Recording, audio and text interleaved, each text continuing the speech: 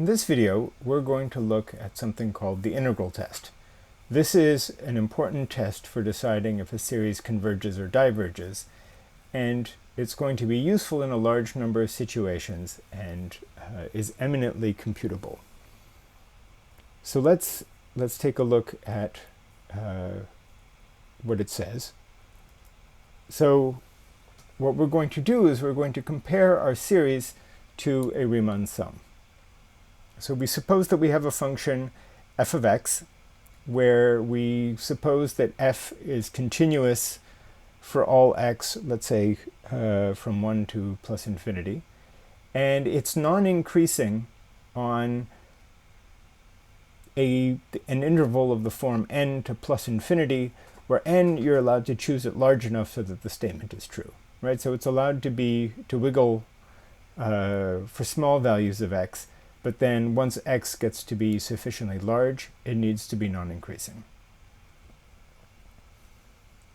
And so then the trick is to relate a series of terms if an is given by f evaluated at the integers. Then what we're going to do is we're going to relate the series sum from k equals 1 to infinity of ak. We're going to relate that to the Riemann sum of f. And what we'll get is that the series converges if and only if the corresponding improper integral converges. Okay, so let's draw the picture. There's a picture that goes with this, and there are actually two pictures that go with this.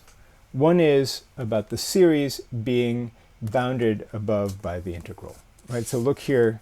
Here we have what I've graphed is, this is the graph y equals 1 over x, right? So that's my f of x in this concrete example. And if you look, right, so if I take here, for instance, let's start here at x equals 1. Right, that's 1, 2, 3, 4, 5. Well, so look, this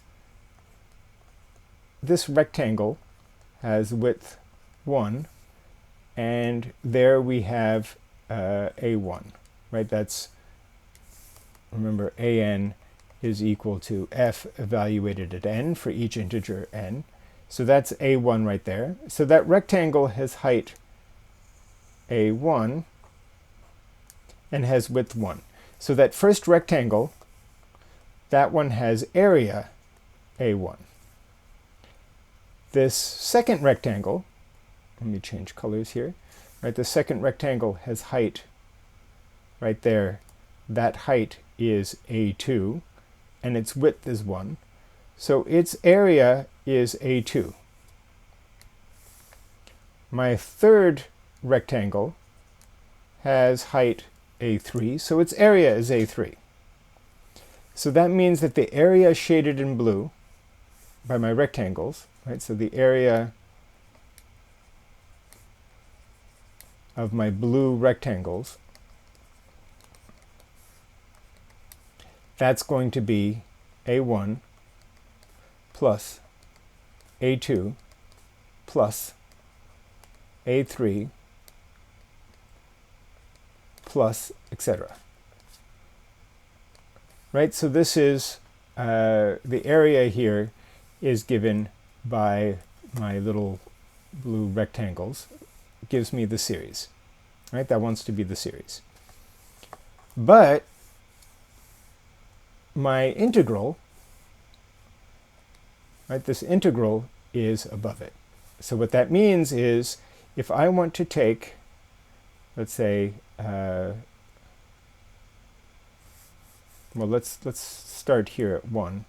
Right, so this allows me to conclude this picture. This gives me that a2 plus a3 plus etc. up to, right, so let's say that that's up to n. Right, this is up to an. That's going to be less than or equal to the integral And the integral here is going to cover all of this area. Right? That's the integral under my curve, is that whole area there. So we get all of our rectangles and all of this junk that's not in my rectangles. Right? So that's right there is the integral from 1 up to n of f of x dx. Right? And we really use the fact that f is a non-increasing function to say that these rectangles are under the curve. Right? That was key. And so we used that f of x is non-increasing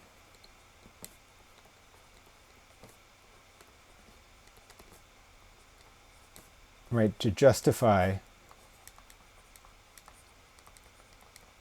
that the rectangles are under the curve.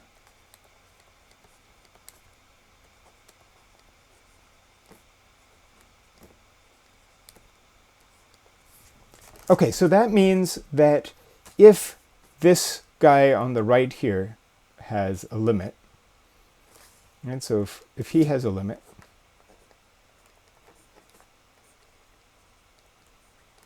as n goes to infinity,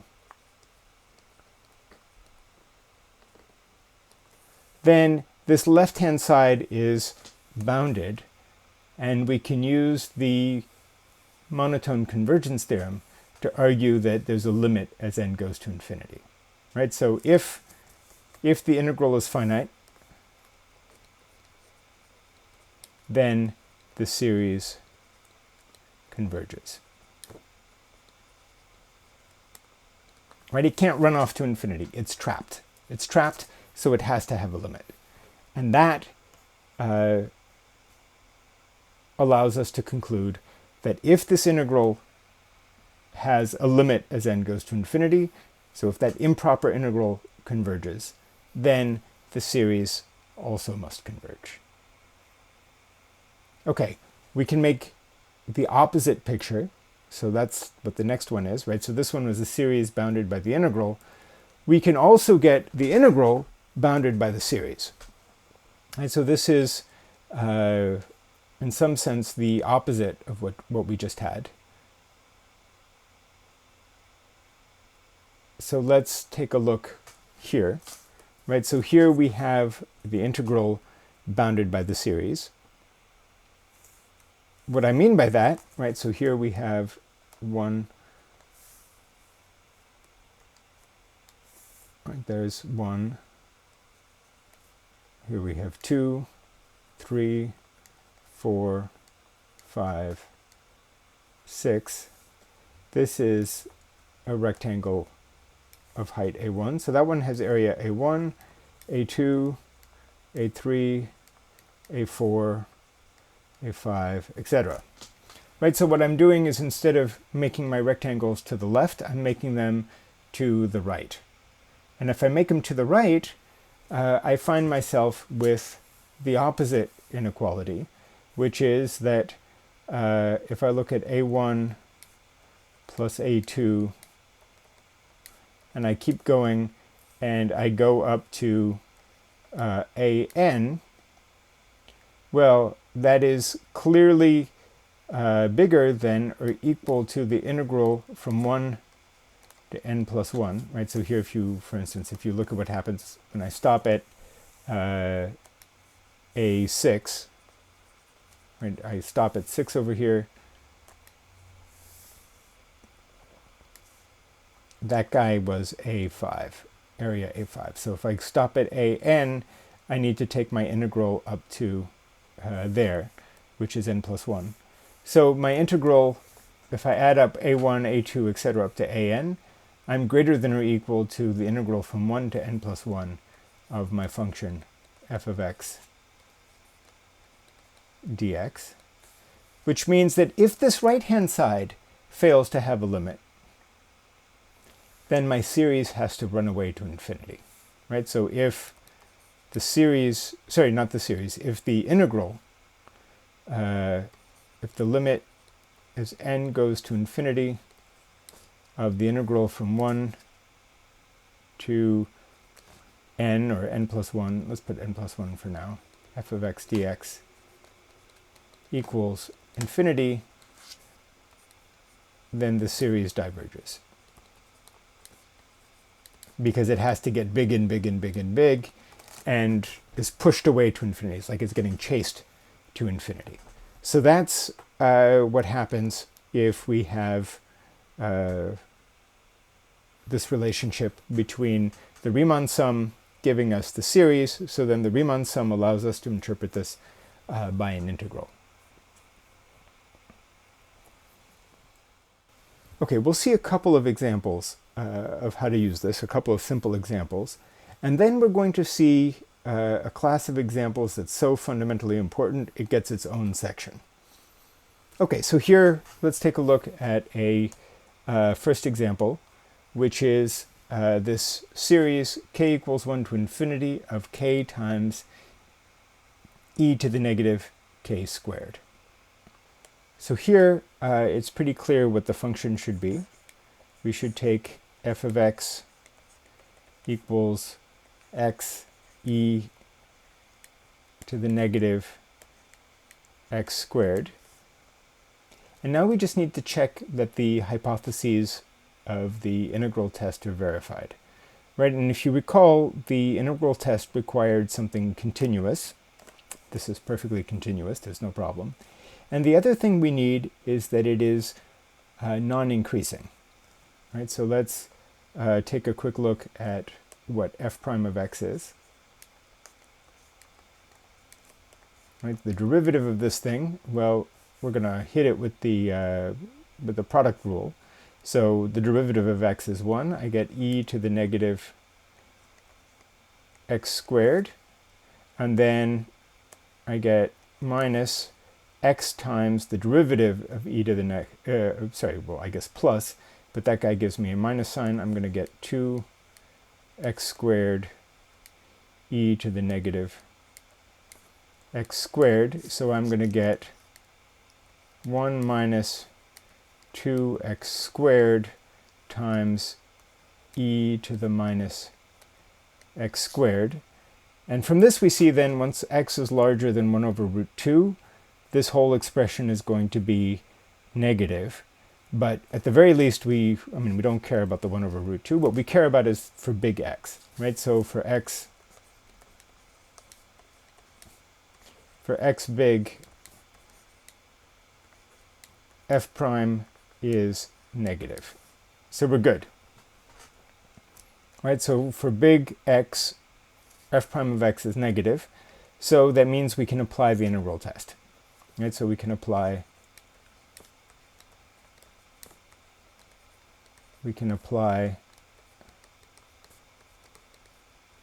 the integral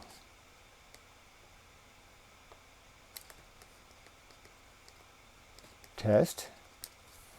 And what we calculate is we just need to calculate the integral, let's say, from 1 to n of x e to the negative x squared dx.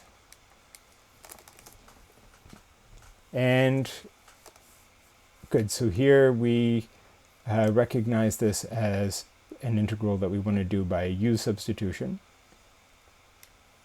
So that's going to be, we're going to let u equal negative x squared. So then du is going to be negative 2x dx. So that's going to be minus 1/2 e to the u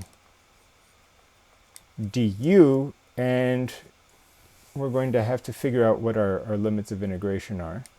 Right, so our limits of integration, if I plug in u equals 1, x equals 1, I get u equals minus 1, and then up here I get minus n squared. So the antiderivative is going to be negative 1/2 e to the u, evaluated from minus 1 to minus n squared. So that gives us minus 1/2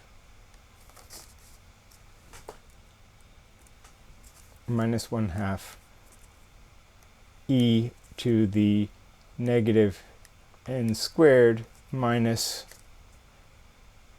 minus, so plus 1/2 e to the negative 1. As n goes to infinity, this first term goes to 0, and so we're left with 1/2 e to the minus 1. This has a finite limit.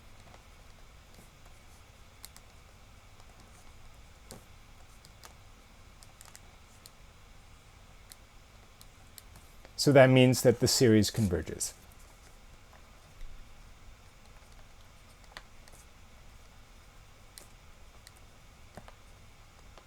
And that's by the integral test.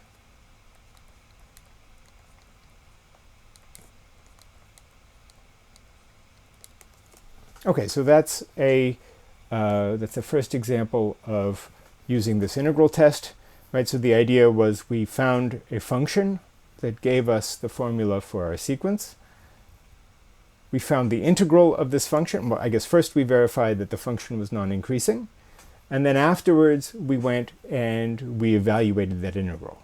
And the advantage of this is that we have many, many more techniques for evaluating integrals than we do for understanding sums, right? So that's a very potent tool in understanding this. Okay, so let's go on and take a look at another example along these lines. Okay, so here we have the series which is sum from k equals 2 to infinity of 1 over k natural log of k. I'll make a quick remark here. Look, the series starts at k equals 2. That makes no difference as far as the convergence tests are concerned, right? The starting point is completely irrelevant. What matters is the behavior as you get large values of k. And the second observation is, look, it doesn't make sense for k equals 1 because natural log of 1 is 0, right? So that denominator would be nonsense if we plugged in k equals 1. Okay, that said, let's attack this one using the integral test. And by the integral test we have, if we want to use the integral test, there's an obvious function to put, right? We're going to just take f of x equals 1 over x natural log of x. That's clearly continuous, perfectly fine. The other thing we need to check, though, is that this function is non-increasing, right? So let's take its derivative. Right, so its derivative, we're going to get minus the derivative of x natural log of x divided by x natural log of x whole thing squared. Okay, by product rule, that thing in the numerator, derivative of x is 1, so we're going to get natural log of x. And then we're going to get plus x times the derivative of natural log of x, so x times 1 over x, so that's natural log of x plus 1. And downstairs, I'm going to get x squared times natural log of x squared. Well, I'm going to break up that fraction for us. I'm going to get minus 1 over x squared natural log of x. And then I'm going to get minus 1 over x squared natural log of x whole thing squared. Okay, the second term here is always going to be negative, right? The natural log squared is a positive quantity, x squared is going to be a positive quantity, we're subtracting a positive quantity, right? So that this whole expression is negative, right? That's always negative. Well, I guess strictly speaking, where defined, right?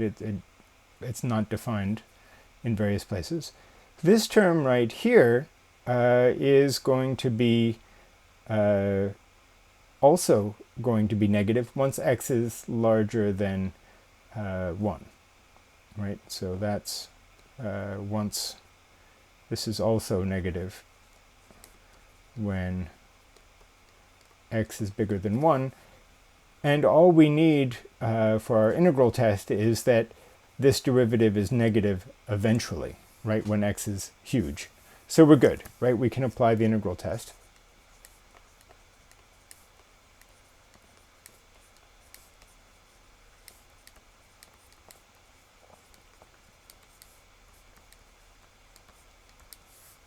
Good.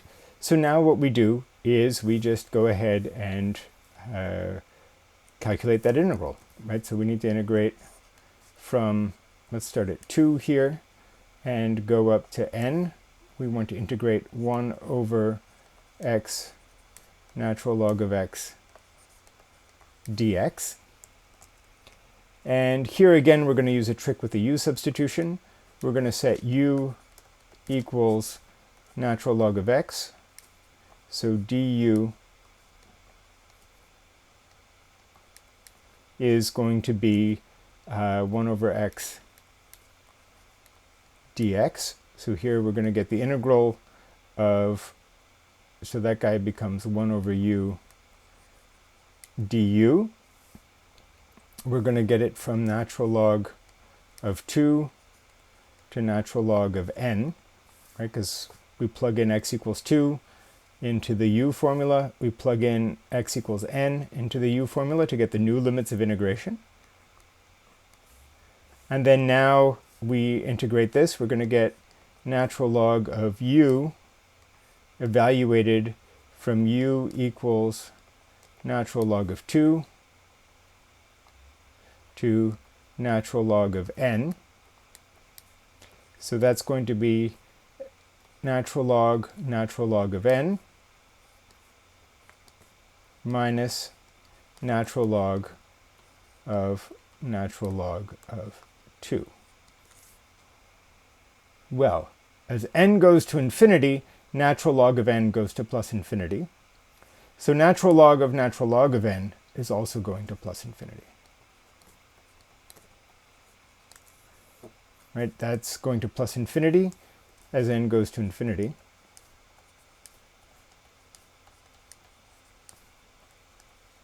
So we conclude that the series diverges.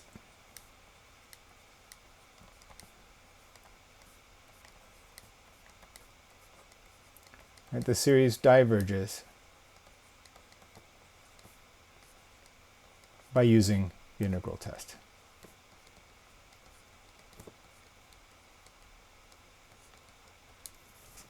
Right, so that's an example where we were able to see that the series diverged by using the integral test. So we have an example of each, an example of convergence and an example of divergence. So this is, and these examples are perfect examples of applications of the integral test. We're going to see later in the semester that there are going to be delicate situations where it's maybe not clear which test to use, but these were custom made just to use the integral test.